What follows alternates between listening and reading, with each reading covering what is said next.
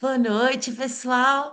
Então, hoje a gente vai assistir o Odisseia, do Christopher Nolan, de 2026. Só que a gente vai ter a honra de ter aqui os comentários da professora e escritora Cassiana Lima Cardoso, que é a nossa amiga aqui do Cineclube. Ela vai comentar um pouquinho o filme e não existe spoiler com a tragédia mais antiga e conhecida do Ocidente. Então eu falei, não se preocupe com spoiler, porque, enfim, vai ser interessante, porque para quem não leu o livro, né, vai achar que é uma adaptação fiel, mas é É, sempre a própria tradução já é uma traição, né? Já é uma transcriação. Então é claro que passar da mídia literatura para o cinema, é claro que já vai ser uma adaptação, né? Então, Cassi, obrigada por estar aqui com a gente. A palavra é sua. nossa, Então, maior responsabilidade falar, né? Porque esse livro aqui é um livro que representa muito para o Ocidente, né? Mas eu falei com a Lília, nossa, estou preocupada em falar alguma coisa que seja spoiler, né? Então, eu vou tentar. Aí a Elizabeth me perguntou ali no começo, quando a gente entrou na live, você gostou ou não gostou? Bom, no começo eu resisti um pouco quando eu assisti ao filme a algumas passagens, porque como a Lília falou, essa coisa de fidelidade ao poema épico, né? Mas eu acho que isso não é importante, porque o Nolan acabou fazendo uma trajetória de um Ulisses do século XXI, sabe? O Ulisses homérico, o Ulisses, digamos assim, que está lá no poema épico, ele, a híbris dele, ou seja, o orgulho dele, é justamente aquela coisa de desafiar os deuses. Ele é arrogante, estar em guerra para ele não é um problema, ou seja, ele não sente em nenhum momento culpabilidade pelos gestos dele. Houve até uma parte da recepção, da crítica, que diz que o Ulisses do Nolan era um Ulisses cristão. E, assim, isso nem foi o que mais me incomodou no filme, mas realmente a conduta do Ulisses, a jornada do herói ao longo do filme, ela difere muito nesse pressuposto ético da jornada do poema épico, porque ele, óbvio, ele não queria, como Aquiles, lá na Ilíada, ir para a guerra e ganhar a glória pela guerra. O que Ulisses quer na Odisseia é voltar para casa. Ele está tendo ele guerreou durante 10 anos e quer voltar para casa, e fica 10 anos tentando voltar para casa. Só que nessa jornada, ele não é aquele Ulisses arrogante do poema épico. Ele é um Ulisses do século XXI que tem como principal questionamento, assim, ao longo da jornada, a guerra vale a pena? Tudo isso que eu fiz Tem sentido. tem um propósito? Valeu a pena? E eu acho essa pergunta muito importante com tudo que a gente está vivenciando mundialmente, né? Essa questão da guerra na Ucrânia, na Palestina, e até o pessoal não falou muito nisso, mas a Odisseia tem um final feliz. Ele volta para casa. Vocês vão ver, eu não vou dar o spoiler, que o final é diferente. Eu só vou falar uma coisa: uma das coisas mais tristes para alguém que tem. Porque para mim a jornada do Ulisses não é só para Penélope, retorno para os braços de Penélope, mas é principalmente retornar à terra natal, a Ítaca. E esse final que me parece que é do filme, as pessoas acham que é um final feliz. Ah, ele vai, enfim. Vocês vão ver, ele reencontrou Penélope, o final é feliz, mas existe uma questão também muito importante que é o exílio, que não existe na Odisseia e que o Nolan coloca justamente para, digamos assim, também uma expiação do herói. Então, assim, eu vou deixar vocês verem. A questão da relação dele com o Telêmaco também é bem interessante, porque ao final existe também uma diferença entre o poema épico e o livro, em que quando ele retorna e existe aquela chacina dos pretendentes, ele vai agir de uma maneira em relação a Telêmaco que não existe na Odisseia. O Telêmaco na Odisseia participa de tudo com o pai. E aqui no livro ele não vai. Desculpa, no filme o Ulisses tem um cuidado, porque. E aí o Nolan cria um pressuposto. Eu achei isso muito sutil. Não merece ocupar o lugar de um rei quem promove carnificina. E isso, ou seja, ele não tem aquela coisa de passar para o filho essa herança maldita de repetir os erros do passado. Eu achei isso bem legal também. É um Ulisses, digamos assim, eu não diria cristão e culpado, mas um Ulisses responsável pelos próprios atos, que é arrogante até certa medida, porque ele está desafiando Poseidon, está desafiando os deuses, mas ele vai refletindo ao longo da jornada e tem uma mensagem, na minha opinião, assim,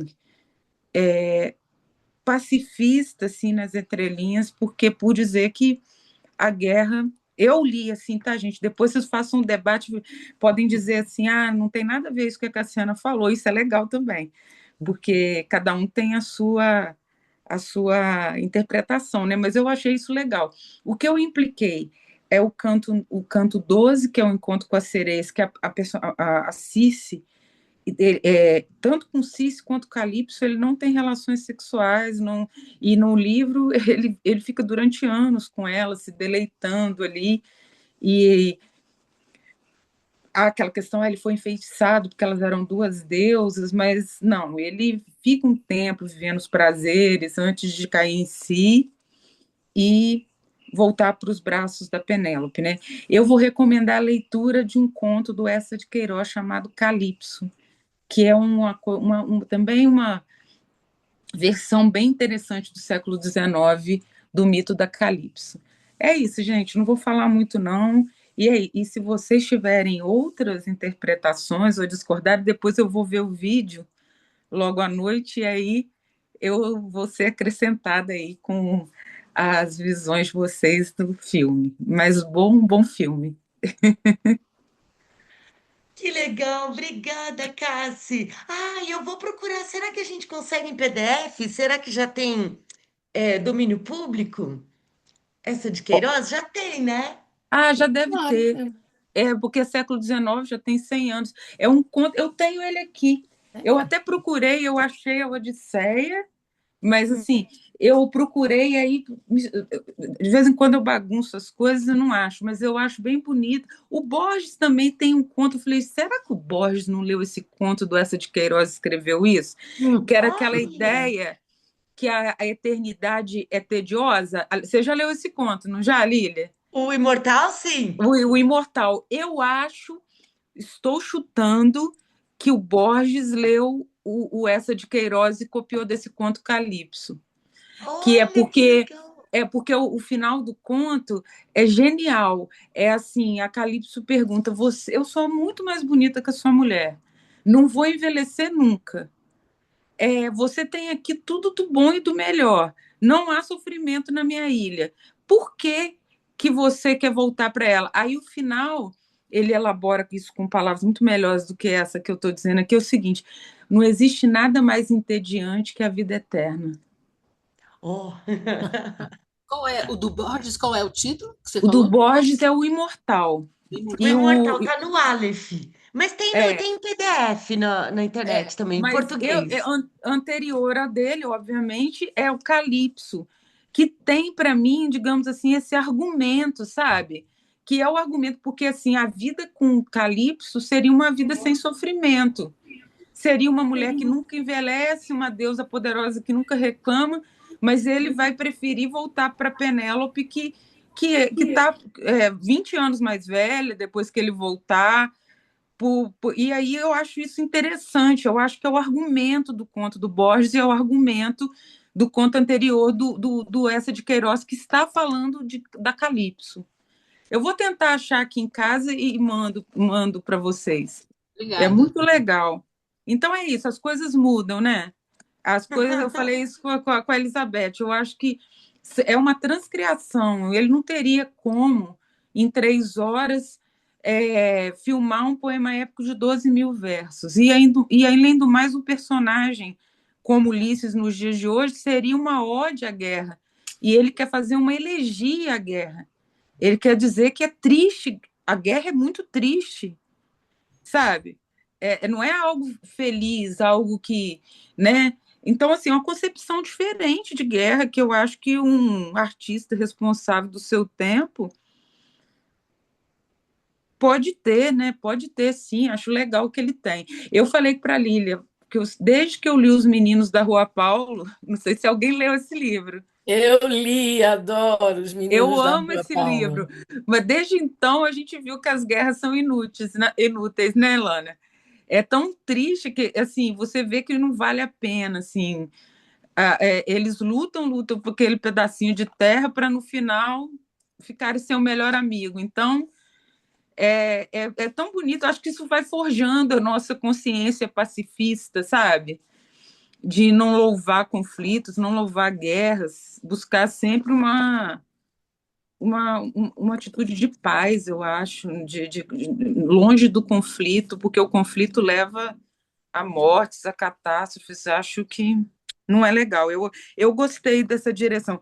Tem muitas questões, todo mundo. O canto 17, que eu já li muito com os alunos por causa do Argos, meu cachorro, né? E é mais demorado aquele encontro com Argos, mais dramático. Mas ok, o filme tem que ser muito mais rápido, né? Então, enfim, eu queria. Eu fiquei também com isso. O cachorro tinha que ter tido mais. Isso é coisa de Nossa, e dona de. tem uma crítica que fala que ele não desenvolveu nenhum dos personagens tão bem. Só o Argus que a gente consegue fazer um Não, eu acompanhamento achei. dele nenezinho e depois dele velhinho. Não, mas é porque ali tem um encontro que, sabe, tem uma carga dramática quando eles se encontram que ele fala, enterra o cachorro aí e vai, sabe? Não é bem assim, porque eu, pelo menos, choro horrores, assim, eu li para os alunos, imagina, a morte do cachorro não dá para mim, assim. Aí, mas é isso, também tem muito, toda, eu tô falando isso aqui, é uma leitura subjetiva, gente. Depois eu vou ver o vídeo, aí eu quero muito escutar, assim, até se alguém discordar de mim, porque a gente vai, digamos assim, calibrando e melhorando a nossa leitura, né? Isso aí. Obrigada, Cássia, que legal. Não, É. é essa coisa, né? O Nolan é controverso, o filme é milionário, então é claro que vão ter várias críticas, inclusive da grande tradutora é, em língua inglesa, da última versão em língua inglesa, que ganhou milhões com essa versão do filme, né? Então, das outras versões, ela não teve ela não teve um aumento das vendas e ela ganhou milhões e ainda fica criticando as escolhas estéticas de um artista, né? Que vai subjetivamente transcriar uma história épica que já foi mudada milhares de vezes. A cada Não, e tradução sempre ele é não tem mudado, como né? não ser. É uma coisa que eu vi que eles falaram que estava no auge e eles estavam numa espécie de ruína. Mas eu acho que essa estética da ruína tem tudo a ver com uma crítica à guerra, tem a ver com aquela coisa do Benjamin, das cicatrizes de guerra ficarem aparentes o tempo todo para a gente repensar a guerra, né? A validade de uma guerra. Então mas é isso, gente. Esse filme é muito legal e eu acho que vocês vão assistir, vão ter a leitura de vocês, né? Eu acabei achando que é uma transcriação mesmo. É um filme do diretor em que ele criou uma leitura dele da Odisseia e está tudo muito bem, assim. Com as questões de que Helena não abre a boca e tem o canto 4 em que ela tem uma participação importante. Penélope, eu acho que a Penélope está bem legal, assim. E Circe e Calypso, as atrizes são ótimas. Então, É a mesmo que. Samantha Morton é a Circe, É, que também é, passa um dia com ele, não anos, né? Mas ela são é anos. E eles são maravilhosa. amantes. E eles são amantes. Agora, ela está maravilhosa no filme. Eles se tornam amantes, ele se encanta por ela e depois se encanta por Calypso, e depois fala que foi tudo um feitiço. Na Odisseia também, que ele foi enfeitiçado. Isso aí é a maneira mais covarde de um homem dizer que, eu fui enfeitiçado, eu não queria, sabe? Mas, enfim. Eu posso perguntar uma coisa, por Hum. último, que teve uma tradução recente, não é a mais comum, não é mas é uma tradução recente com uma interpretação de que não era Homero, mas sim que seja Homero, mas que é, o narrador era uma mulher. Essa interpretação de que foi Olha escrito só, por uma mulher. na verdade, a Odisseia e a Ilíada os Rapsódios iam e faziam aquelas apresentações orais, eram lendas que circulavam. E o Homero, se existiu ou não existiu, mas eu acho que existiu, mas já colocaram em questão, ele reuniu esses aedos, né? Esses poemas que foram feitos inicialmente para serem falados, tá? Esse poema que era, não era, então assim, ele não escreveu um livro. É igual aquela história do Ariano Suassuna com o Alto da Compadecida. Era um cordel que ele reuniu vários, aí ele foi falando de cada cordel, aí uma pessoa na assistência, lá na audiência, falou: Ué, mas você não inventou nada? Ele falou: Não, eu juntei a história. e, e, mas é isso, o cordel também, o Alto da Compadecida vem da tradição do cordel, que é uma coisa que vem da oralidade, da cultura popular. Então, é uma coisa da oralidade da época.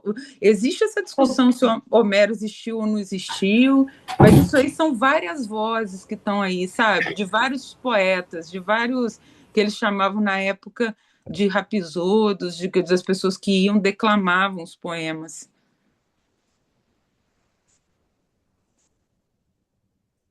Será que congelou, não? Beleza. Obrigada, então, Cassi. Brigadão. Obrigada, obrigada. Ficou gravado aqui, aí o nosso bate-papo continua depois. E a gente vai gravar também, depois a Cassi vê, e o pessoal que É, não participar também vai ver depois, vai ver a fala da Cassi também depois, né? E aí eu vou fazer o teste com vocês, porque o filme é um pouquinho longo, né? Então, paizão, tudo bom? Antônio, Vera? Então, vou pausar a gravação aqui.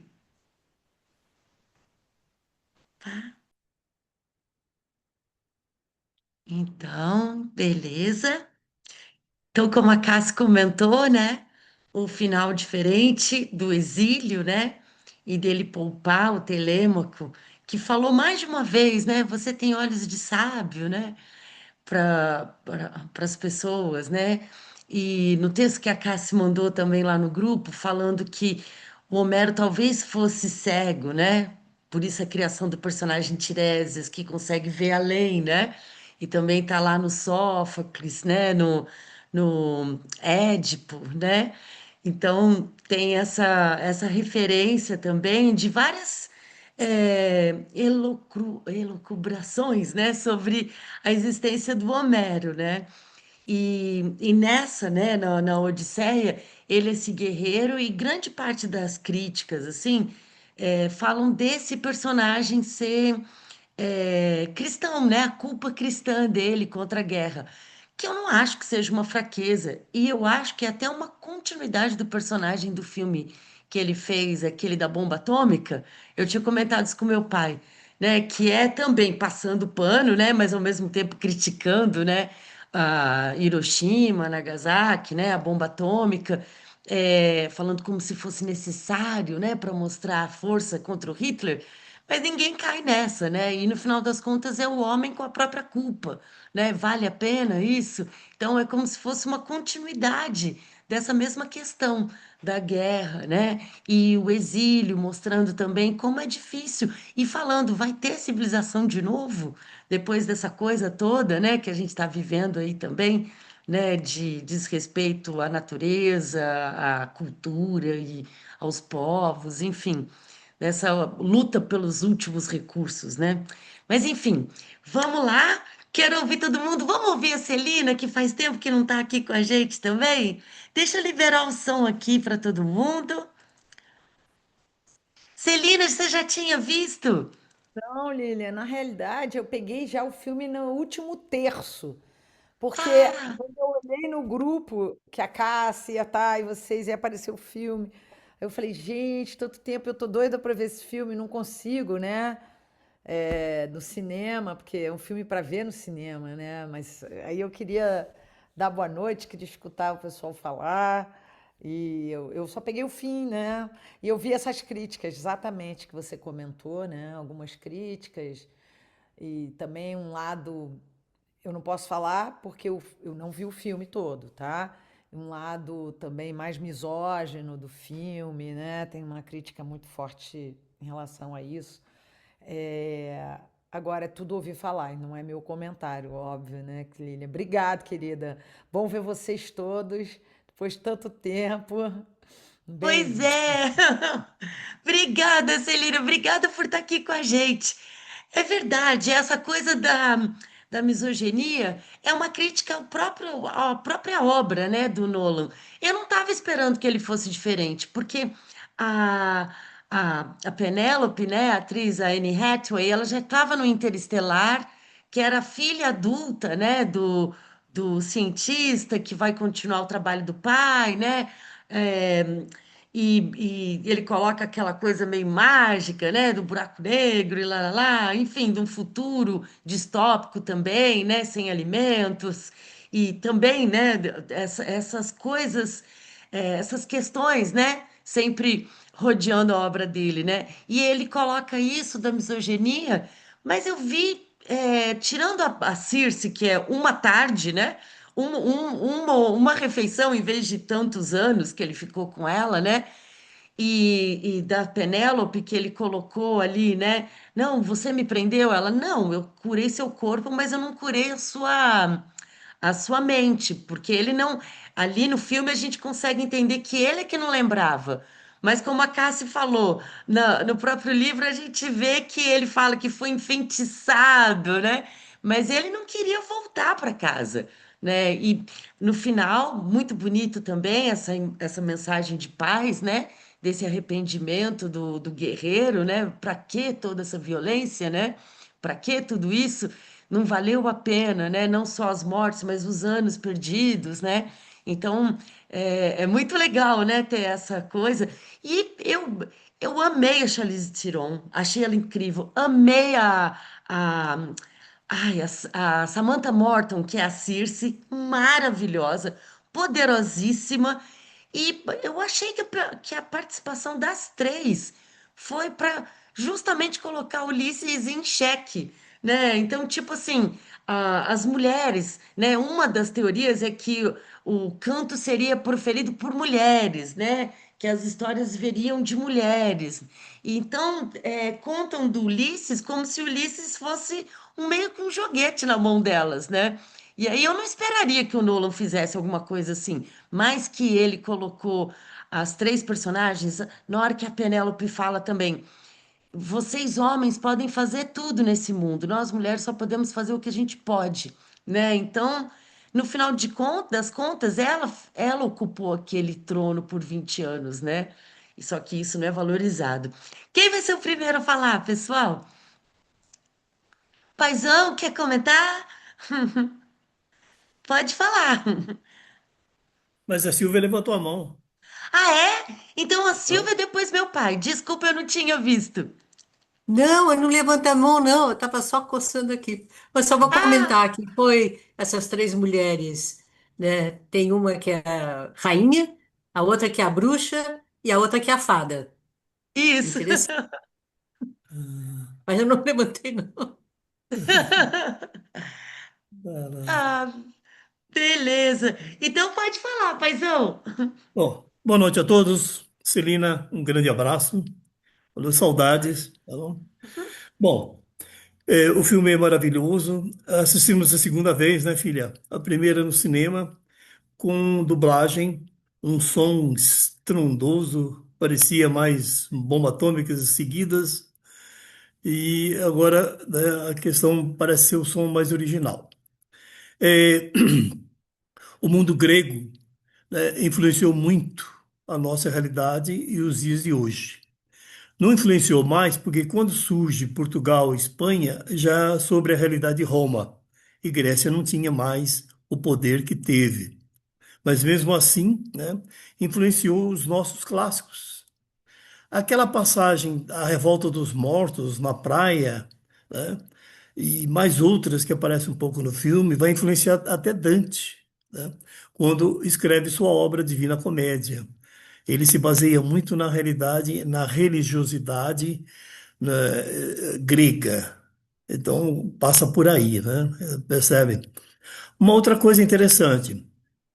É, você tem dois personagens nos dois grandes trabalhos de Homero, né? Você tem o Aquiles, que é o herói da Ilíada, né? E você tem o Odisseu, que é o herói da Odisseia, né? O Ulisses, mesma coisa, né? Ulisses é o cidadão romano, na tradução romana, né? Aquiles queria a glória, não importava, né? Tanto é que ele morre cedo, não é isso?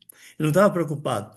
Já Ulisses queria a imortalidade, né? Ele sempre foge exatamente da morte. Ele sabe muito bem e soube muito bem se livrar da morte, né? Ele morre de velhice, né? Não morre na luta ou na guerra, né? Esse é um aspecto também muito interessante. No filme também, de novo, você tem personagens negros que a literatura parece não se referir. Helena negra e a irmã dela, a rainha Clitemnestra, esposa de Agamenon, né, também negra, né? As duas são irmãs, né? Helena era esposa de Menelau, sequestrada por Paris, né? E vai para Troia. Agamenon volta vitorioso da guerra e é morto pela esposa, né? Vingada, na verdade, por Electra. Electra, que é a autora realmente da morte da mãe, para vingar a morte do pai. Daí é uma tentativa de criação na psicanálise do complexo de Electra. Mas não é, na verdade, igual ao complexo de Édipo. Édipo mata o pai, mas fica com a mãe. Electra mata a mãe, mas não fica com o pai já estava morto. Então, é uma questão de vingança, né? Então, a psicanálise nunca achou que realmente o complexo de Electra se aplicaria à questão feminina, ao mundo feminino, né? Muito bem. O que mais a gente tem nesse filme aí, nesses momentos, né, incríveis e, vamos dizer assim, né, bom, assim, né? É, o filme ainda retrata, mesmo nos diálogos, uma questão de valores, né, de emoções, de reflexões que se aplicam até o mundo, né, de hoje. Quase 3.000 anos depois, essa obra foi escrita em torno de 700 anos antes de Cristo, né? Então, nós já estamos há 2.800 anos e ainda tem valores no texto de Homero que ainda se aplicam no mundo de hoje e fazem o homem refletir. Aí está uma das grandezas do trabalho de Homero, né? Um autor que realmente eu acho que é o patriarca da literatura ocidental, eu não tenho outra figura do mesmo nível dele, né? Talvez Virgílio, que chega perto, Dante, mais ou menos, tal, e assim por diante, mas não há páreo para Homero, né? Ele é o príncipe da literatura ocidental, é o patriarca. Adorei o filme, viria até uma terceira, né? Eu realmente ainda assistiria, né? Tem momentos de muita lentidão, tal, né? Mas momentos também de grandes emoções próprias da violência que era a regra da época, não é isso mesmo? Bom, o que mais a gente tem aí?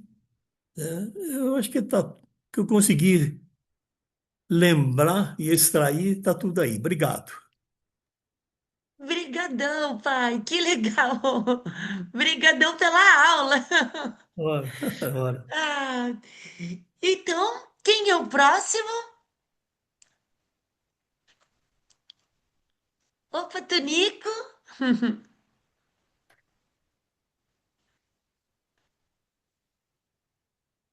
Tem que propor uma maratona. É, né? O primeiro filme é de 1954, eu estava vendo aqui com o Kirk Douglas, né? Isso, é. Então, eu acho que depois a gente tem uma série, tem um monte de coisa assim. Eu acho que tem que ver todos eles. O do Kirk Douglas, a cena que mais me marcou foi essa cena do Canto das Sereias, né? Que não é uma coisa só das mulheres, do envolvimento ou qualquer coisa. É realmente a atração pelo mágico, né? Pelo místico que te revolve a vida, né? Então, é essa coisa, eu me lembro, eu me lembro direitinho do Kirk Douglas nessa cena, mais ou menos o que esse Matt Damon fez de amarrado, né? E de desesperado com a descoberta do seu eu, né?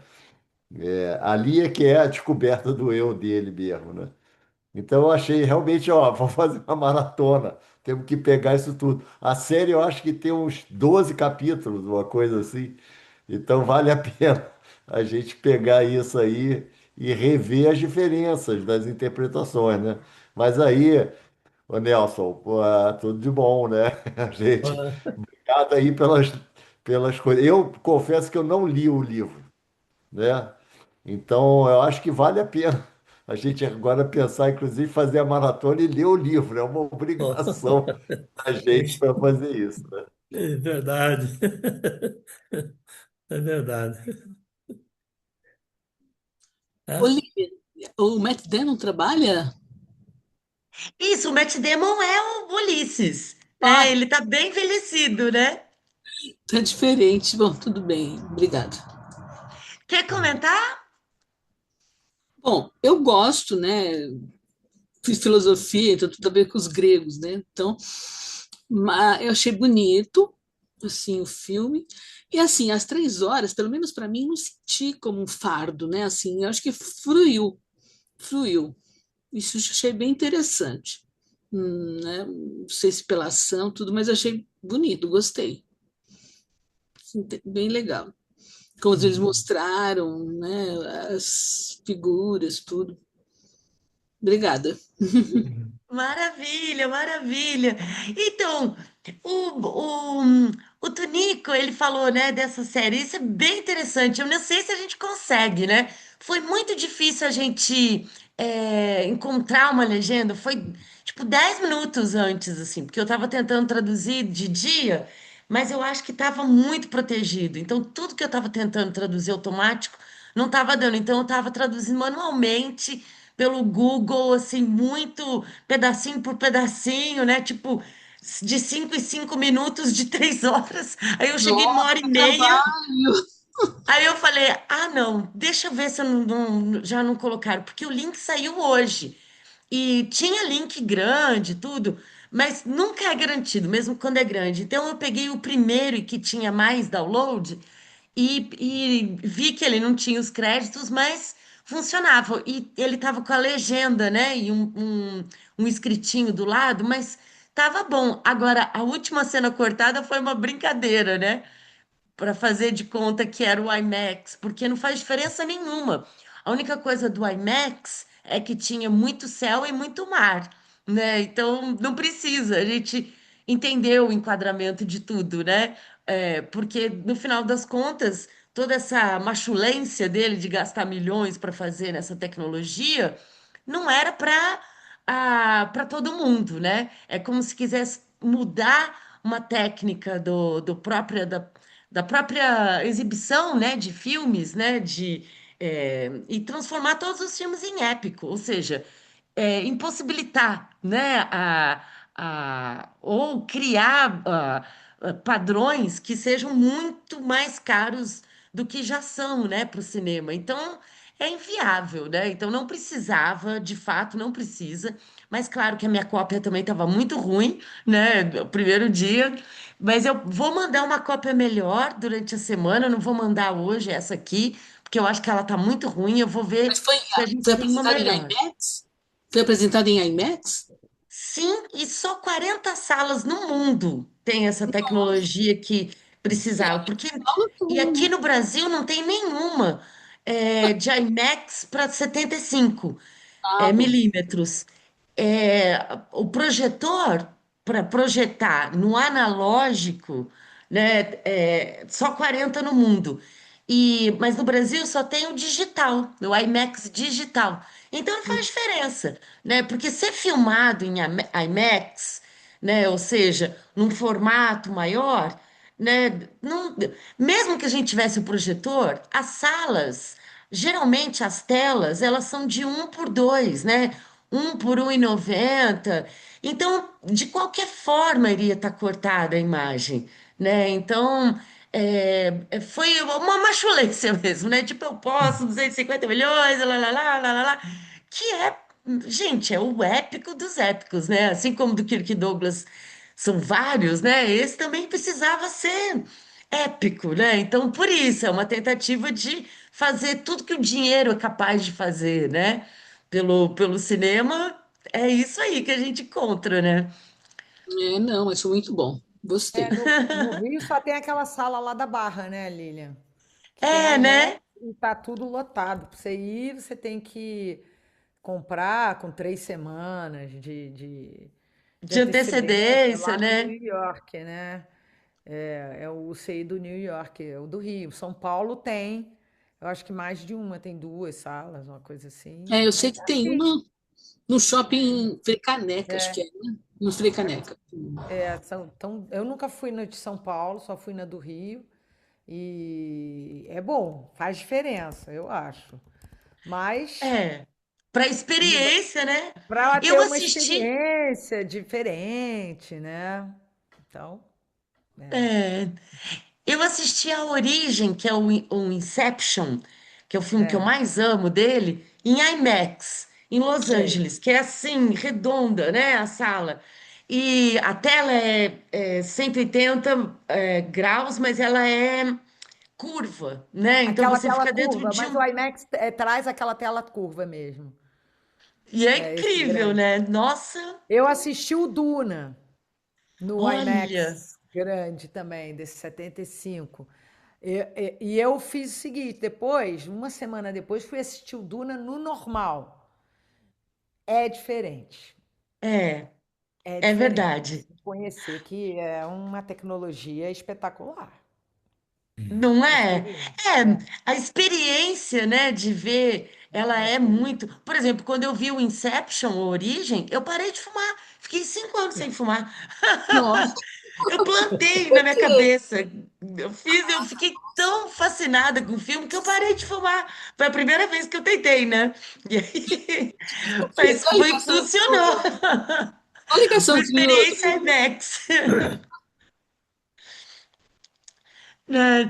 Tá bom. Mas é muito incrível também a venda de livros, né, da tradução inglesa mais popular, né, triplicou, assim, e mesmo assim a autora é uma das maiores críticas da tradução para o cinema, né, da transcriação para o cinema do Nolan. Só que a tradução dela também não privilegia como uma estudiosa canadense que veio com esse argumento de que Homero era mulher, né, que a voz do autor era a voz da mulher, e que a, a própria noção da espera da Penélope, né, que era não era um amor a Ulisses, era uma tentativa mínima de independência que a mulher não tinha naquela época, né? Então, tipo, são várias interpretações que eu acho muito válida também, pensando na tradução, né, e de textos e de partes do texto que foram achadas, né, de arqueologia, trabalho de arqueologia. Então, eu acho interessante, né, porque sempre o passado é sempre inesgotável, né? E aí, então, pesquisas que trazem isso para a gente também. E eu não esperava que o Nolan fizesse uma coisa diferente do que ele já estava acostumado. Aquele Tenet é muito machista, né? Tem essa ideia de, ele tem essa, ah, ele é assim, né? Enfim, é a forma que ele tem. Mas uma coisa que ninguém comentou é que aquele soldado Sinon Ele é a Ellen Page, que agora chama Elliot Page. Ele fazia, fez o papel no Origem, no Inception, que é aquela arquiteta que ajuda o Leonardo DiCaprio. Ela fez aquele filme bonitinho, Juno, que é uma adolescente grávida no colégio que doa o neném para adoção, mas ela é toda descolada, assim. E aí ela é um homem trans hoje, né? E aí no filme ela estava ali, ele, né, agora, o Elliot Page, estava ali como esse soldado, né, que morreu para entregar a oferenda, né, de Atena. Enfim, acabou, não sei se perdoou Ulisses, né, mas estava ali. Ulisses, pelo menos, reverenciou, né? E o vampirinho, né, o ator lá Ai, como é que é o nome dele? Ele é maravilhoso, que fez o Farol também, que a Celina produziu É, também, com William Dafoe, né? Eu esqueci o nome dele, meu Deus, mas ele tá não, você está incrível como falando. maldoso. Eu não. Em que parte do filme? Talvez eu não tenha visto esse pedaço do filme. Ele é o cara que morreu por último, que o Ulisses mata ele falando, tô te devolvendo a sua vergonha, porque Ah, ele teria é, que ter ido este. para a guerra e não Não, foi. ele é ótimo. É o. é, Nossa, sumiu o Gente, nome dele, espera aí, mas o esse que é morreu por último, né? É isso. Robert Pattinson. Isso, Robert Pattinson, isso.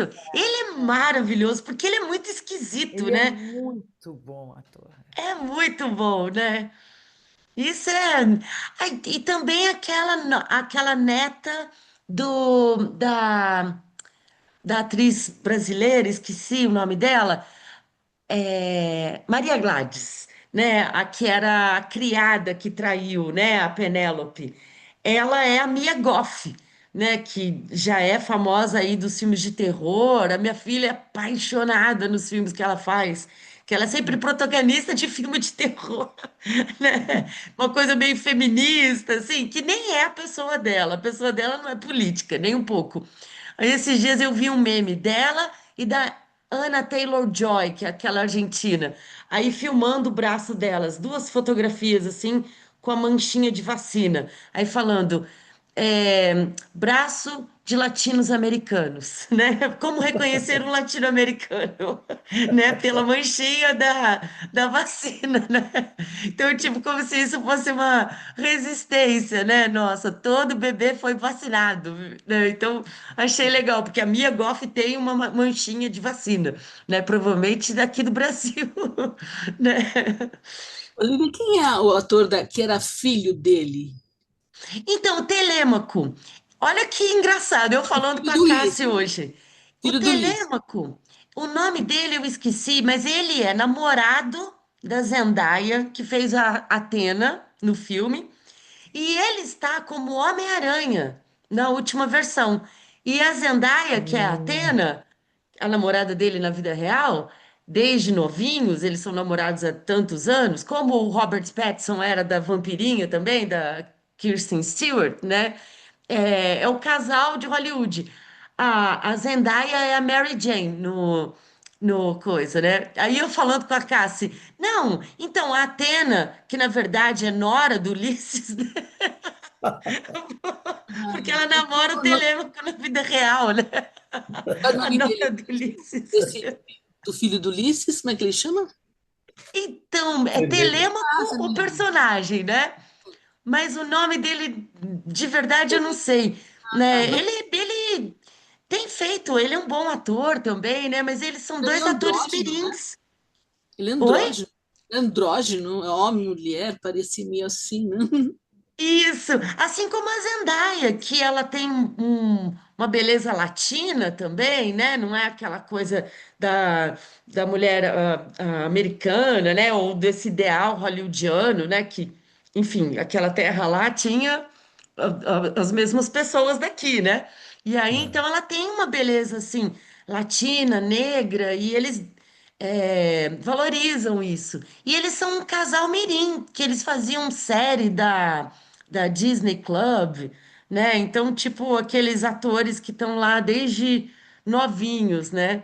E eles são engraçados, assim, eles são como é que diz? Eles são queridos, né? Eles têm carisma, assim, com o público, né? Que acompanhou eles crescendo também, né?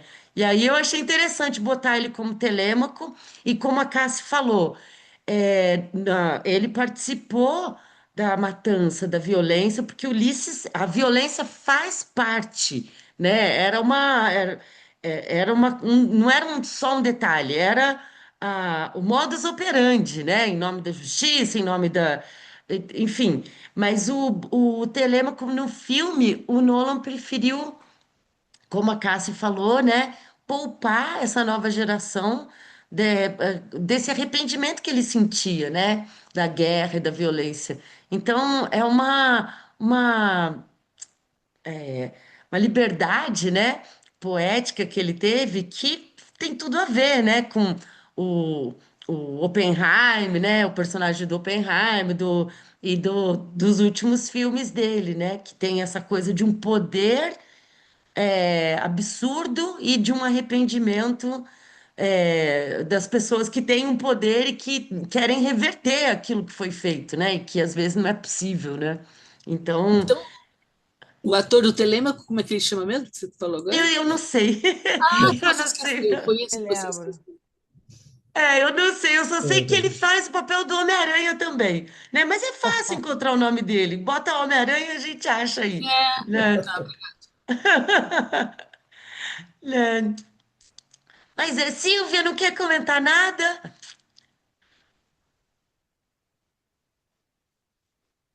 Oi, tá. Não, eu gostei, é diferente do que eu imaginava e muito, muito interessante. E eu não percebia as 3 horas. Geralmente Oh, eu percebo. também. E foi. E é essa coisa interessante, ele vai pegando um episódio, outro episódio, apesar de ter quase sempre muita essa coisa da violência, da guerra, da matança, que é uma coisa que eu não curto muito, apesar disso, cada vez tinha um significado diferente. Eu gostei muito, me, me deu vontade de ler, que eu nunca li a obra, né? Eu li pedaços, coisa e tal, sabendo resumos, mas eu nunca li, deu vontade um pouco de ler, né? E eu sei muito de comentários sobre tradução do grego, do latim, da origem, do não sei das quantas, de terem, né, visões um pouco diferentes, mas gostei do filme. Gostei. E acho Ah, e maravilha. concordo com essa ideia de que não faz sentido para a humanidade uma vida baseada em lutas, em dominação e coisa e tal, e depois não, como se isso fosse trazer bem, né? É, Com certeza. é.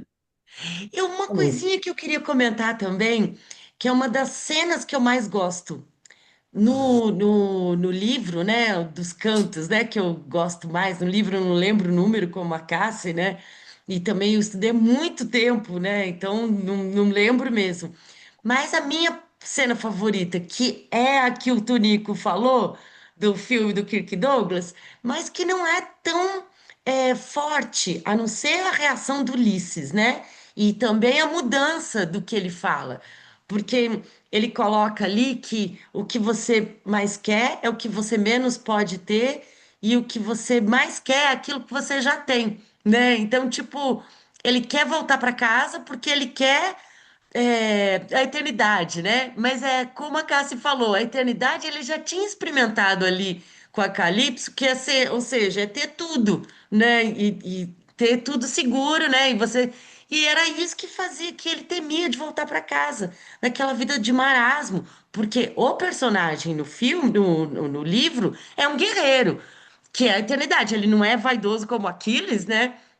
Não é isso que move ele, mas ele não quer voltar para casa. Ele quer a eternidade, mas ele já tem ela de um certo modo, e aí é o que também faz ele não querer ter uma vida muito pacata, né? E aí, então, ele foi enfeitiçado e não voltou para casa. Mas a minha cena favorita, que é a das sereias, tem um estudo do Theodor Adorno, né? Que é o intelectual de Frankfurt, que depois vai para os Estados Unidos e vira um crítico da indústria cultural também, né? Então, fisicamente ele parece muito com o Vladimir Safatli hoje, né? Mas o Vladimir Safatli parece com ele que é carequinho, mas ele pelo menos deixa uma barbinha ruiva ali, né? Para não ficar É. só careca com o Adorno. E chato e chato assim, né? Tipo, de brigar, né? De, de ser uma voz destoante, né? Dentro da universidade, tudo, né? E ele foi criticado também. Ele não interpretou direito muitas coisas, muitos códigos da contracultura que ele estava vivendo. Ele foi mais crítico do que entender, né? Aquela reação anticapitalista mesmo, porque eles eram. É, como é que se fala? Não eram comunistas, mas eles eram socialistas, vamos dizer, marxistas, né? Eles eram marxistas e psicanálise, né? Marxismo e psicanálise fazia parte, né? Dos frankfurtianos também. Mas, e que depois na universidade foi retomada pelo Zizek, mas que é um cara meio doidão, né? E aí, o Adorno, ele fala das sereias e ele faz uma metáfora com o trabalhador, né? Então, e eu sempre gostei dessa metáfora, porque quando eu era estudante, eu ia na OSESP, na Sala São Paulo, e aquilo não era para mim, né?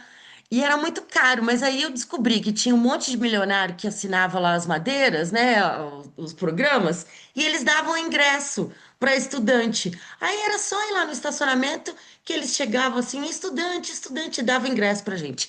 Aí eu ia na OSESP, falava, isso não é para mim, mas eu quero ouvir. É como se fosse o canto da sereia, né? Que é exatamente isso, né? A astúcia do Ulisses. Ele não fala só da relação com o trabalhador, ele fala dessa astúcia do Ulisses, né? E ele analisa isso porque um dos temas também que é mais recorrente e importante na Odisseia, e que o Nolan coloca isso muito bem, né? Eu não consigo falar Zeus em inglês, Zeus, né? É esquisito, né? Mas ele fala que é a hospitalidade, né? Então, a astúcia e a hospitalidade são dois valores, né, muito grandes. E o Ulisses, uma hora o cego fala isso, né? Se você não é o mais rápido, não é o mais forte, você pelo menos tem que ser o mais inteligente, né? E ele tinha essa astúcia, era isso que fez ele sobreviver e conseguir, né, sobreviver a tudo, né? Hum. E aí, então, é bem legal essa metáfora, né? E aí, o Kafka também brincou com a coisa das sereias, né? Então, ele se amarrar e não se privar, não foi só. No filme, foi como se fosse uma coisa ensurdecedora, como se fosse o trauma, como se. Mas no livro, é como se fosse mais uma astúcia dele, né? De conseguir o que os outros não conseguem também, né? Mas com sofrimento de não poder ir lá com as sereias, né? De não sucumbir ao canto das sereias, né?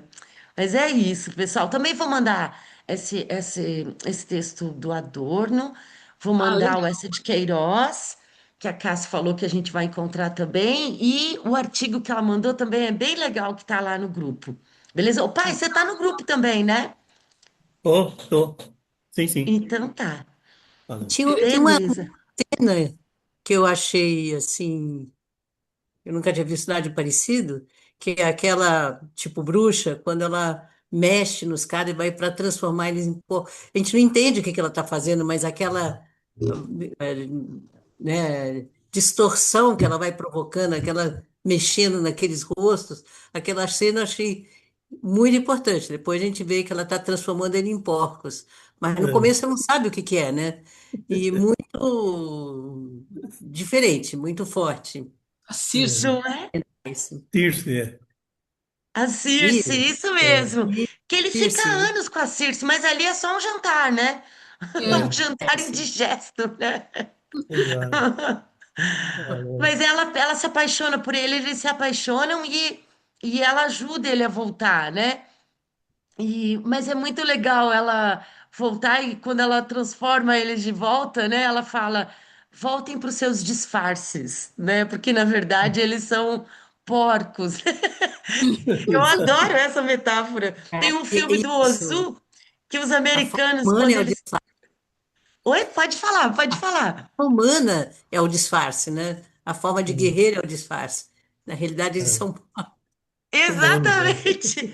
São Né? porcos. Que e isso é muito legal, né? O filme do Ozu, ele faz uma metáfora com os porcos invadindo Tóquio, né? E bem na época dos americanos, assim, né? Então os porcos começam a chegar e quebram tudo e desrespeitam as pessoas todas. E aí ele faz essa metáfora com os americanos, né? Eu achei muito engraçado, é muito legal. Mas tem essa referência, né? Da, do animal, né? Da, o Platão, né, ele fala disso de reencarnação, né, que a gente, quando a gente, a Beth vai me lembrar, é, quando a gente lembra muito do mundo das ideias, é quando a gente ficou lá mais tempo, é quando a gente, são os filósofos, né, que conseguem lembrar, mas que a gente esquece tudo, né, e aí ele fala de reencarnação dependendo do caráter, né, então o homem covarde ia nascer galinha, né? O homem, como é que é? Ganancioso ia nascer cachorro, né? Então, tipo, ele tinha uma interpretação que a vida do animal seria, tipo, a personalidade. Que, claro que ele também pode ter lido isso do próprio Homero, né? Para uma interpretação assim, né? Então, é uma reencarnação que nem foi invenção dos gregos, né? Já existiam em outras histórias, outros cantos também, né? Na Índia, Interessante. Oi, pai. na Índia, Na Índia, é, exatamente, que é bem anterior, né? exato, exato. Isso que você está me O, falando, eu lembro Animal Farm. Você leu Animal Farm? Sim, do George Orwell. É ah, muito legal, né? Que também é, pega. Eles falam, né, de antropomorfização, né, da natureza, né, de fazer isso, né, de atribuir ao animal, né? Mas, enfim, a gente tem dos dois lados, né? Hoje em dia a gente fala, por favor, antropomorfize, né? Como no filme da semana passada, né? Que o animal foi um estágio, né? Ou um intermediário para uma empatia com os extraterrestres, né? Então, tipo, aquilo que não é humano, né? Você é capaz de amar, entender, seguir aquilo que não é humano, né? Aquilo vivo que não é humano. E aí é bem legal, né? Na Uma coisa, história. Ah, as próprias fábulas, né? São só animais, né? Os seres inanimados que dão voz, né? Que tem voz humana, né? É falou. verdade. E a Vera? Ô, pode falar, pai. O Tonico e a Silvia falaram em leituras, né?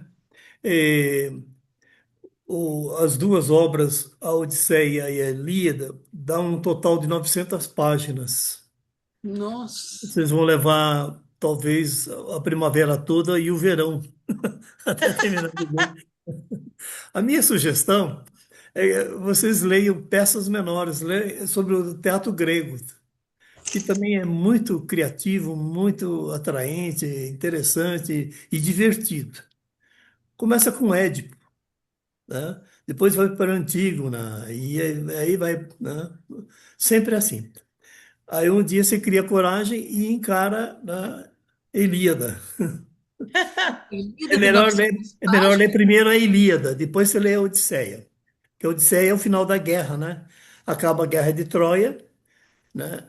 A obra chama Ilíada, porque Troia era conhecido também como Ilia, né? Todos os povos do Mediterrâneo também chamavam Troia de Ilia. Então, o evento, né? A epopeia da guerra, né? Passou a se chamar, segundo Homero, então, Ilíada, em homenagem ao nome, um outro nome que Troia possuía, né? E Odisseia é a saída de Odisseu, né? E na questão da Odisseia também a presença religiosa é muito forte, né? Na cultura grega, a religião é um negócio altamente criativo, até mais criativo que o cristianismo. O cristianismo simplificou bastante, né, o mundo religioso. É um Deus só e acabou, né? Já na cultura religiosa, tem um Deus, né, o poderoso Zeus, e tem centenas de outros deuses enchendo o saco dos humanos, né? Então, realmente, é uma bagunça, aparentemente, é uma anarquia. Já essa questão realmente do Odisseu, por que que ele sofre tanto? Porque o Odisseu tinha um conflito com Poseidon, o deus dos mares, dos oceanos. E Poseidon queria matar ele, mas Zeus não permitia. Você pode até dar um castigo nele, mas não mata não, né? Porque Zeus gostava de Odisseu, né? De Zeus, o deus maior, né? E o que que ele faz então, o Poseidon? Então ele castiga o Odisseu no seu retorno, faz o retorno mais longo. Quer dizer, não tem via marítima, viagem marítima maior do que a de Odisseu, né? Por castigo de um deus. Isso realmente é a característica maior da vida grega. A presença dos deuses é 24 horas. Eles estão ali enchendo o saco dos gregos o tempo todo, né? Já Jesus e Deus, né? Não, fica na deles lá, né? Pronto atendimento, 24 horas por dia, claro, mas não fica importunando a vida do cristão como os deuses gregos. Só por isso vale a pena ler, né? Porque você tem a questão da cultura cristã, você já tem o conhecimento, principalmente. Aí você acrescenta, né, a criatividade do mundo grego, que é um negócio extremamente interessante. Valeu? Valeu, pai, que legal. A antropomorfização não é só dos animais, é dos deuses também, né? Porque eles são ciumentos, eles são, né? Eles Isso. têm o exagero dos sentimentos humanos, né? Eles erram muito e eles têm poder de errar muito, né? De, tipo, Inveja. castigar, se Tem inveja. vingar. Oi? Tem muita inveja do homem. Exatamente, né?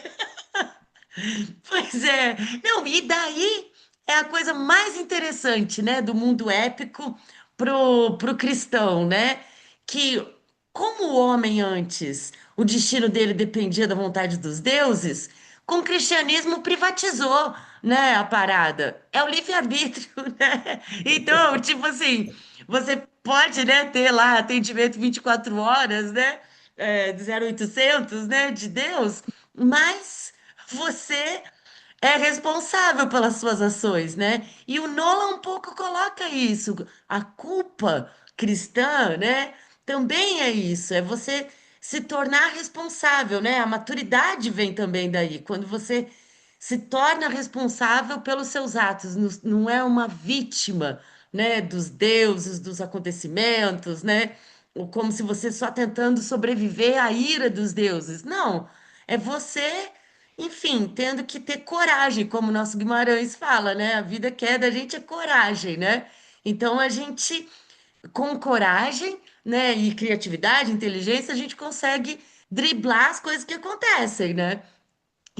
Mas na, entendendo que tem a vontade dos deuses, né? Aí é uma coisa, porque tem essa cosmologia ou cosmogonia, né?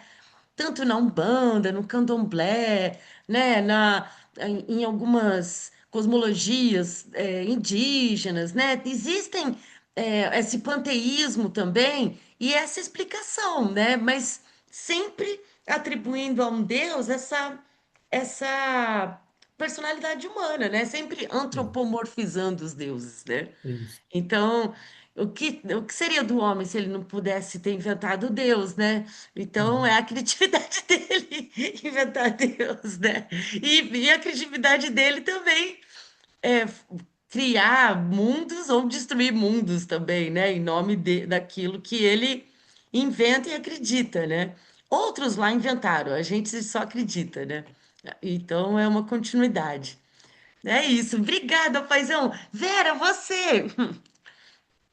Mas tá, eu confesso minha profunda ignorância, que eu não li muitos dois. Eu É, não estou te tá dando para ouvindo. ver? Tá dando Falar para ver? só um pouquinho mais alto. Oi, tá, não, eu confesso a minha profunda ignorância de não nunca ter lido muito. Meu irmão, que é professor de filosofia, falava da, de Aquiles, que era Ibris, né, e de Ulisses, que era a inteligência, a astúcia, né? Quer dizer, essas duas representações na, na Ilíada e na Odisseia, mas eu nunca. Então, agora, por outro lado, essa questão dos deuses, eu tenho um pouco mais de familiaridade, né? Porque, por exemplo, na cultura védica, e eu acho que em outras culturas, os deuses, eles são os devatas, como eles chamam, são forças da natureza. São forças da natureza que, diante dessas forças, o homem tem que, e de alguma forma, ele tenta controlar, fazendo rituais, fazendo oferendas, fazendo, né? Ele tenta se comunicar com essas forças, dialogar com as forças da natureza, né? E essa coisa do Deus único, eu não sei se primeiro foram os judeus ou se aquele rei do Egito, Aquineton, que também disse que não ia ter mais Deus nenhum, que só ia ter um Deus, que foi assim uma coisa diferente, né? Foi uma forma diferente de lidar, que seria uma forma assim, porque seria a força, seriam as forças, mas dentro de uma ideia de uma unidade, não de vários deuses, né? Mas não deixa de ser essas forças da natureza, né? Por exemplo, quando tem, né, lá na Índia, Shiva, Vishnu e Brahma. Brahma é o criador, Vishnu é o mantenedor do equilíbrio no mundo, e Shiva não é o destruidor, mas é aquele que zera o jogo. Então, no mundo, sempre assim, você tem um momento de criação, de manutenção e de queda. Então, esses são os principais deuses, mas tem milhares de deuses, e tudo isso são forças da natureza, são formas de representar. E no cristianismo, acabou sendo os santos, de certa forma, que assumiram esse papel, né, de negociar ali com a natureza, com as coisas, né? Fazer coisas para atrair os Para bons. continuar o panteísmo, né? Para continuar, o panteísmo voltou, né? Assim, com o cristianismo, na verdade, o panteísmo voltou dentro da cultura judaica, porque a cultura judaica ela é super rigorosa. Quer dizer, do que eu sei, que eu também não sou também entendida, não. Mas do que eu sei é aquela coisa, Deus que não pode ter um rosto, que não pode ter uma representação, tinha que ser só uma ideia mesmo, abstrata. Uhum. Agora, é muito interessante, os gregos, eu acho que eles são superlativos nisso, assim, de como que os deuses, é isso, como se fala, eles têm inveja dos homens, eles aprontam todas, eles transam com as pessoas, eles pintam os canecos. É uma coisa assim, né? Várias histórias, mas que também, de alguma forma, eu acho que estão falando desses valores da natureza, né? Quando o Odisseu, né, tem que enfrentar o Poseidon, é o mar, sabe, que é a coisa, Zeus é o céu, né? Então, tem assim, uma forma de você ter que lidar. E acho que ele tomou, eu não sei se aí tá, não entendo, mas eu acho que ele ficou perseguido pelo Poseidon quando ele matou o Cíclope, né? Quando ele furou o olho, Isso. que era filho de Poseidon. Aí E ele. na arrogância dele, né? Porque já estava ganha a guerra. Ele não precisava dar aquela flechada, né? Exatamente. Então, assim, é, eu achei bom. Eu não sei, assim, porque como eu não. Eu nunca tinha visto, eu só tinha visto aquele filme com a Juliette Binoche, que ela Que faz o é papel lindo que a gente viu o retorno, né? de Liam Gil, né? Neeson e ela, né? Não, Ray Fiennes. Como? É o Ralph Fiennes, o ator, que é o Ulisses, e a Juliette Binoche é a Penélope, né? É É bem lindo também, bacana. né? Pega só esse momento da volta, né? Então foi bom, porque eu não não sabia, eu sabia por alto, Circe, Calypso, eu tinha ouvido falar, mas né, como que o guerreiro, ele sempre estava tendo que negociar com as mulheres, né, com aquelas forças femininas, né? Ele, e que eram, de certa forma, mais poderosas que ele, porque ele tinha que tomar muito cuidado. Agora, eu achei bacana, porque como eu não li, eu achei bem feito, é realmente impressionante a produção. Eu achei legal a forma da narrativa, que vai e vem, que seria como a coisa da memória, dele lembrar e dele ir lembrando, e à medida que ele vai lembrando, aí as coisas vão aparecendo. E, e aí eu também de outros personagens, né? A Penélope. A história vai num momento pontual e vai para trás à medida que as pessoas vão lembrando, né? Tem a coisa do Agamenon, né? Que também é história de... Tem uma peça, né? Agamenon, tem? É aí também essa história, né? Enfim, aí também tem o ponto de vista do próprio Agamenon na história. Tem vários pontos de vista. Agora, uma coisa que eu achei legal que a Cassiana falou, e que, ó, tem toda a razão, que é o ponto de vista do filme, né? Que é a questão do cara, os caras foram para a guerra, numa guerra que durou 10 anos e depois mais 10 anos para voltar, por causa de uma mulher, só porque a mulher foi raptada, e que a mulher, na verdade, diz a lenda que ela quis ir. Ela não, não foi, que ela não foi contra a vontade dela. E aí eles, por orgulho, tiveram que ir fazer tudo isso, e muita matança, muita morte. No final não sobrou quase ninguém da história. Quer dizer, assim, é, eu acho que mostra, o filme acho que pende para esse ponto de vista assim, da inutilidade de tudo aquilo, né? Porque quem venceu aquela guerra, sabe? Tem dois momentos. Quando ele está se despedindo da Penélope, ele fala que não é só, e ela também fala, mas ela quis ir por ela mesma, né? E aí ele fala, não, mas tem interesses, né? Econômicos, de abrir mercado, de conquistar Eles novas. queriam Então, era uma coisa, uma guerra que precisava de uma justificativa, né? E aí, é, eles pegaram isso, mas aí você vê, no final, Agamenon morreu, todos os homens quase que foram, morreram, sobrou pouquíssima gente na história aqui. E, sabe, agora, é, isso é o ponto de vista do filme. Acho que o ponto de vista grego não é esse. O ponto de vista grego é que, a partir dali, os gregos se uniram e realmente a Grécia passou a existir, porque até então era uma cidade aqui, outra cidade ali, outra cidade ali, e não havia essa união. Diz a lenda que, a partir desse momento, a Grécia se uniu e virou um país. Mas, não sei, isso aí eu já confesso a minha ignorância a respeito. Eu vejo assim, eu gostei, e eu fico com o ponto de vista do filme, que é a questão de uma crítica, né, a toda essa questão da guerra,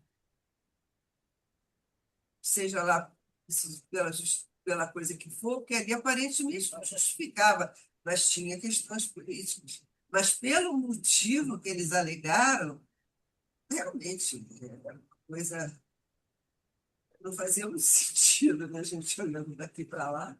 Mas, então, eu é, achei o filme bom nesse sentido. Ele dá um ponto de vista, assim, né, da, da- do questionamento da guerra, das razões e das motivações e se realmente vale a pena ou não. Se realmente valeu a pena ou não. é isso aí. Vera, Opa, Vera, Ah, oi, Cassie. É, você fala dos deuses, você falou do Brahma, Vishnu e quem mais? Brahma, Vishnu e Shiva. Ah, Shiva. Shiva é assim, o silêncio. Shiva é o deus do silêncio, quer dizer, é o deus do fim, né? De quando zera o jogo. De que todas as coisas passam por esse ciclo, né? De criação, manutenção e queda, e destruição, que não é, é isso, não necessariamente destruição, mas fim, né? Tá, Aí. obrigada. Maravilha. Então, deixa eu falar um pouquinho. A Vera lembrou Aham. muito bem a respeito qual a verdadeira razão realmente da guerra de Troia, né? E Helena é raptada por Paris, um príncipe de Troia. Não era o príncipe herdeiro, né?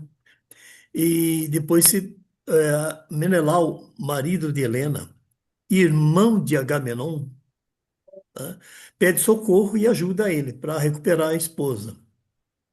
Agamenon tinha uma visão do Mediterrâneo, que era o mundo da época, muito objetiva.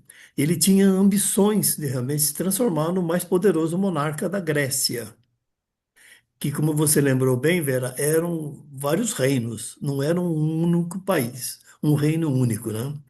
E ele queria isso, realmente uma Grécia unida sob o comando dele, é claro. E percebe que Troia tem um domínio do comércio muito grande na época e competia, né, com os outros. Ele queria isso também, né?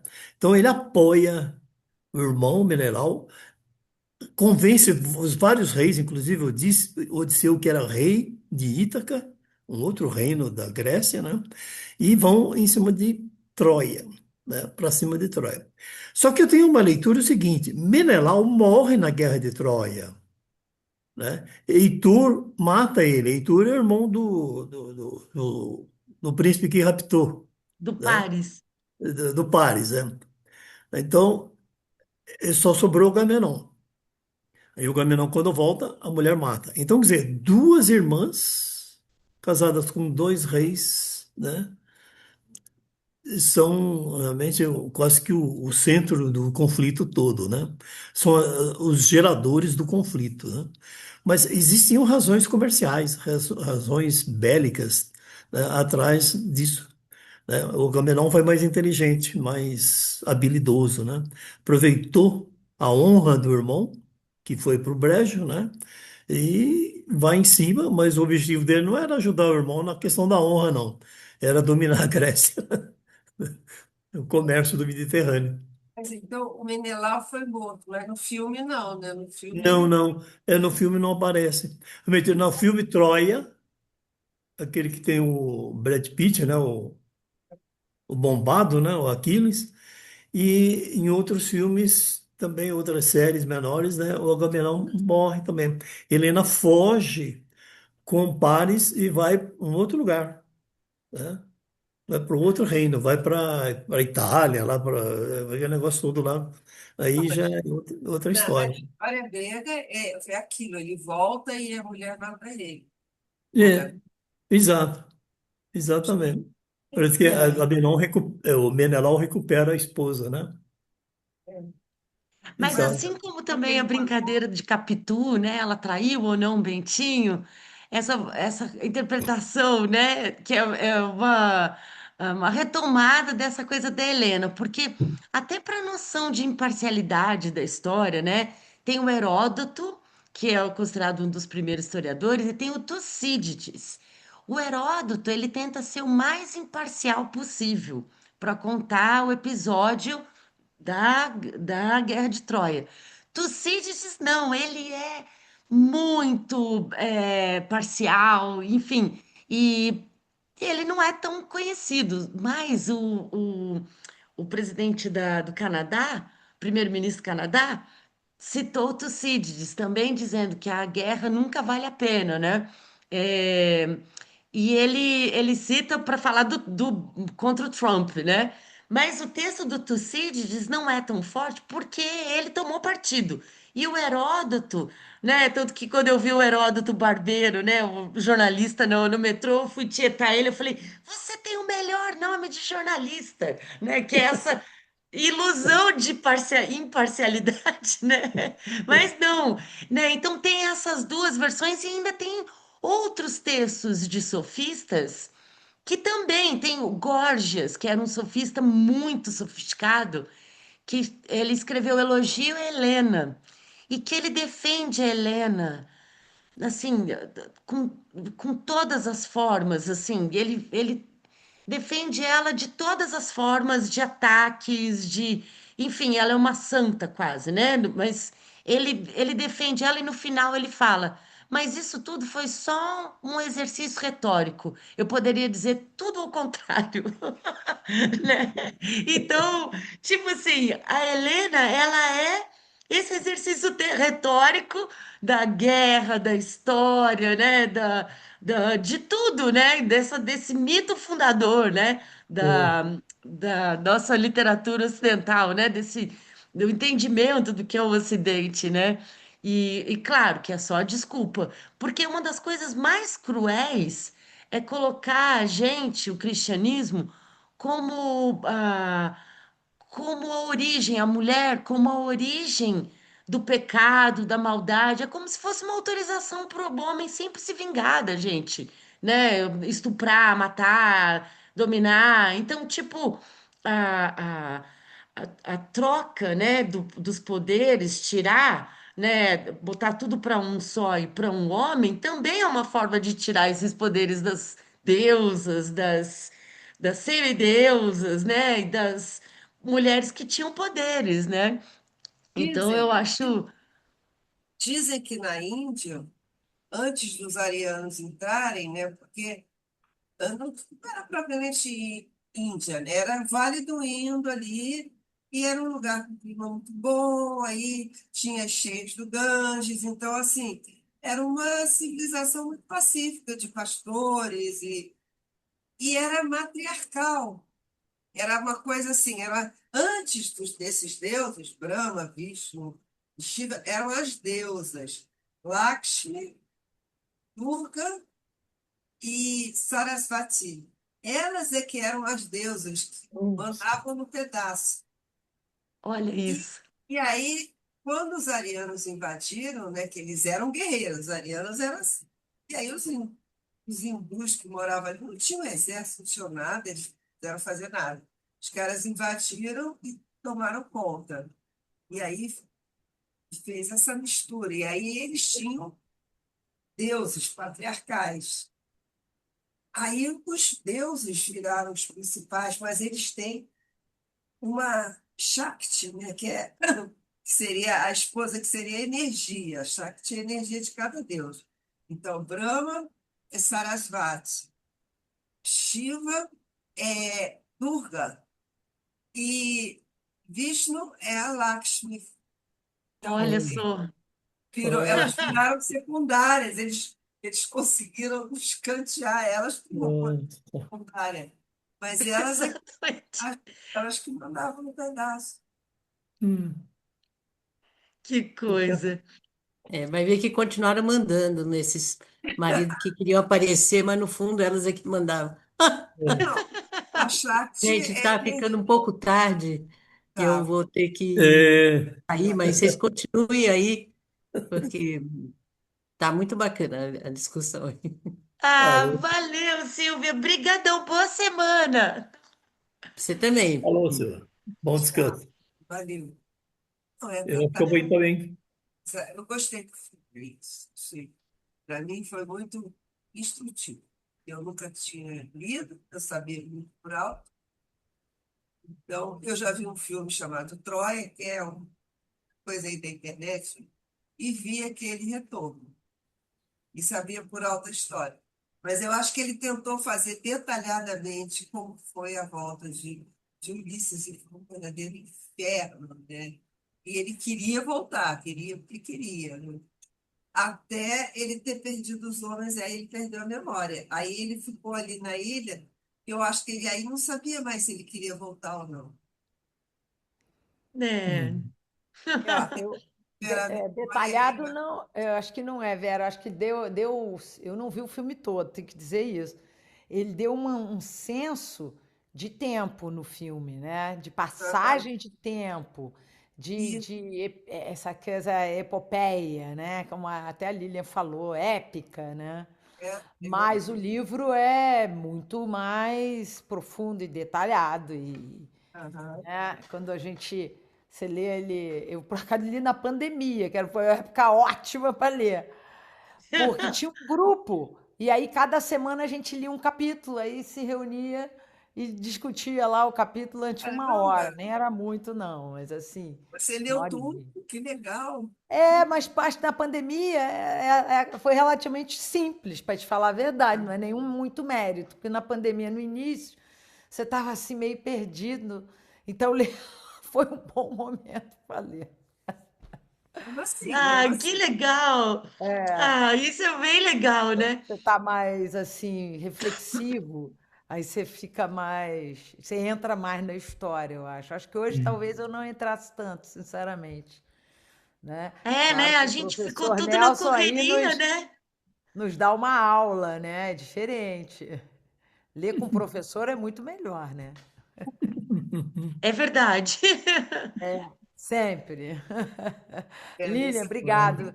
Foi melhor. ótimo. Adorei o Obrigada a debate, os vocês, comentários. pessoal. Um beijo a Valeu. todos. Boa Boa noite a Ótima noite. todos. semana, pessoal. Boa Brigadão. semana para todos. Boa noite a Cara, Tchau. todos. Boa noite, boa noite. Tchau, filha. Boa noite. Beijão. Tchau, paizão. Tchau, tchau. Tchau, Vera, Tchau. Tonico. tchau. Beijão. Tchau.